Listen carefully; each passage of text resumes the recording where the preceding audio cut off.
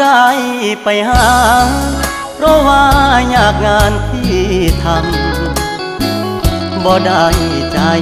ดำยังกึดน้ำตัวน้องคือเก่าบ่ได้เปลี่ยนไป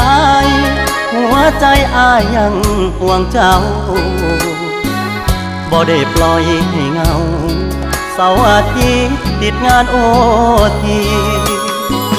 ได้แต่โทรหาน้องคงจะไม่ว่ากันบอกเคยเปลี่ยนพันสัญญาหากมันคนดีบ่ได้กักมีกิ๊กบ่ได้เลีกสัญญาที่มีย้อนงานยุ่งอีลีคนดีอย่าเครียดอายเด้อขอหาสุมือเจ้ามาคือน้อยใจเฮ็ดหยังหยุดงานวันวางจะเดินทางเพื่อไปพบเจออย่ามาสงสัย